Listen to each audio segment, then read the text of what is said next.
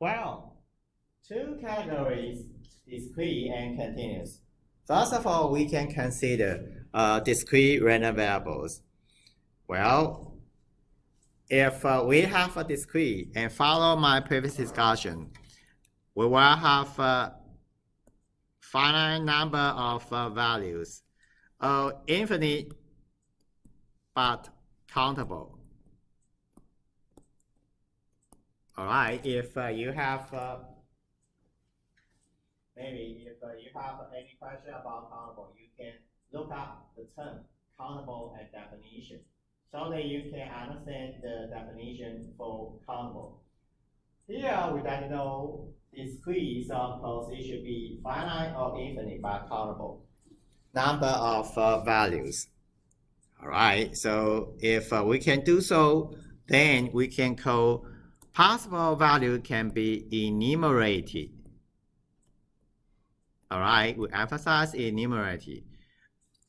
Well, can be enumerated. Actually, then we can call discrete random variables.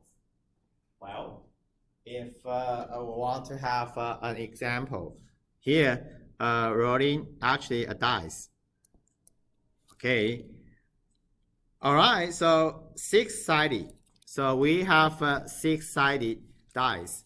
And if we want to count the probability, sometimes maybe not fail dice. So of course, we don't have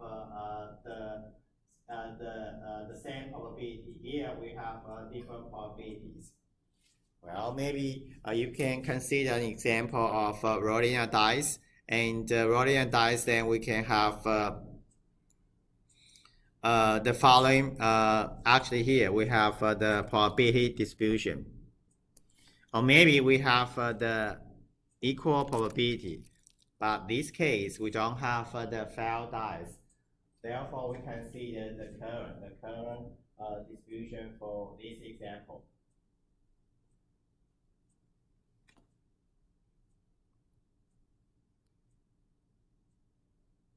Well, if we consider the general description of a random variable, discrete random variable, actually, it won't be easier to describe this random variable by employing a function called probability mass function. We have a PMF in shorthand, so we have this function to describe all the details. Actually, you can have an example. Well, if you want to talk about example, maybe you may have more descriptions. Right, so of course you can let us know the details of the experiment. And actually, we can use the function to summarize the necessary description we interested in. So probability mass function actually is a summary, and this summary let us have the function. So that using the function, something like we don't know the other details, we can use it to describe all, and actually based on this, we can have the necessary statistic. Well, for this purpose, of course, we can have a way called summary here, EMF. And this PMF actually is a function. This function let us know the details using the given function.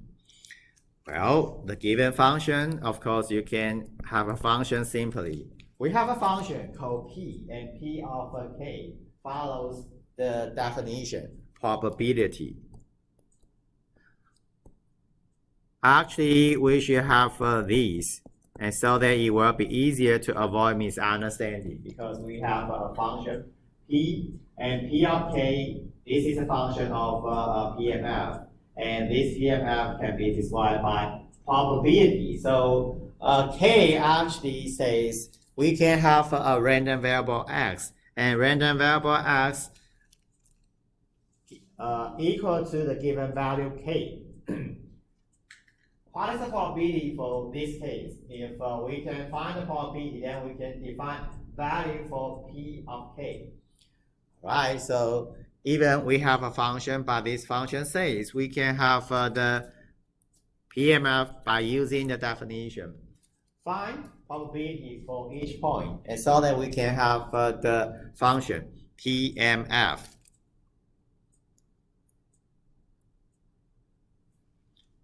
Well, because of probability, therefore we have the following facts. First of all, probability, right? By definition, I can then know it's a probability by finding the probability for that point. So of course, it's a probability. Because of probabilities, therefore, we will have the property fall within 0, in between 0 and 1. This is first one, because of probabilities. And next one, if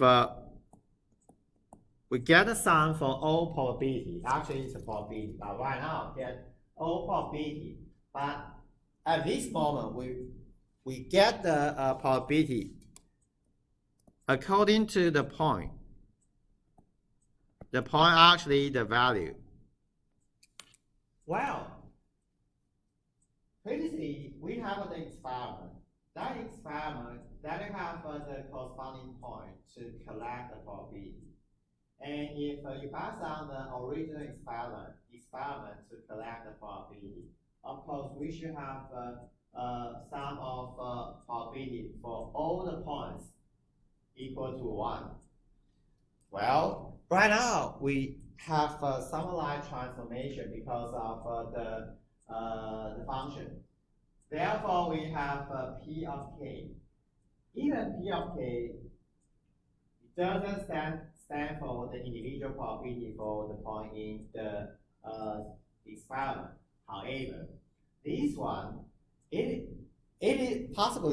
is the probability for some points. For example, 2 points, or maybe the other points. All right, or maybe a single point. So we have the transformation to have the probability, maybe not for a single point in the original experiment. But right now we have the probability for a single point or maybe multiple points. First of all, we have these. And next one, maybe you have a question. If we have a k, different k, for example, 1 and 2. 1 and 2, then pass on definition of function 1 and 2, we will have the different point to map to 1 or to map to 2. If we have this idea, then it says we don't have any overlapped. We don't have overlap space according to k. All right, so I just want to let you know if we count individual point from the original experiment, that says the sample space. We won't have the object for all the points. But right now, if we have the mapping from the experiment to the current value, k, based on k, should we have any overlap set? No. No overlap set, so still we can pass on the summarize the original experiment to know if we pass on k and k actually cover all the points. And all the points, so even some are put together to form, for example, to form the value k and k, but using the current summation.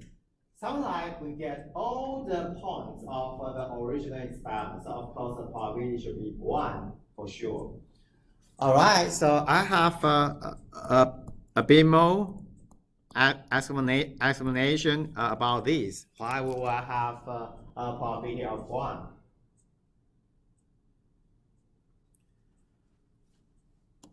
Well, to have a summary, PMF, let us have for this 0 to 1 and summation, so that we have a total probability of 1. Right, so this is the discrete random variable, and so that we have the properties.